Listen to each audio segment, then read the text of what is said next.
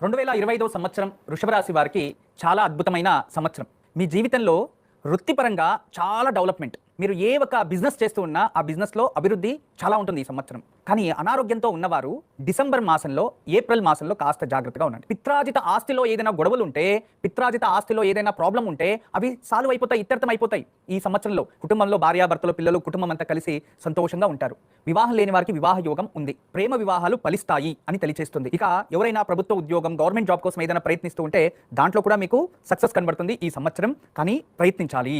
ఇక మహిళలు విశేషంగా ఏదైనా వ్యాపారం చేయాలనుకున్నా, లేదా కొత్తగా ఏదైనా కొనాలి అనుకునేవారు వాళ్ళ కళ నిజమవుతుంది. మీరు ఏదైనా గృహయోగం కావాలి, లేదా భూమి కొనాలి అనేవారు ఈ సంవత్సరంలో మీరు ప్రయత్నిస్తే ఖచ్చితంగా జరిగే తీరుతుంది. వృషభ రాశి వారికి ఈ సంవత్సరం చాలా శుభకరంగానే ఉంది. ఆరోగ్యంలో కాస్త జాగ్రత్త వహించండి. ఇక ఈ సంవత్సరం అంతా మీరు లక్ష్మీ నరసింహ స్వామిని ఎక్కువ పూజించాలి. ప్రతిరోజు కూడా ఓం లక్ష్మీ నరసింహాయ నమః ఈ నామాన్ని జపిస్తూ ఉండండి. ఈ సంవత్సరం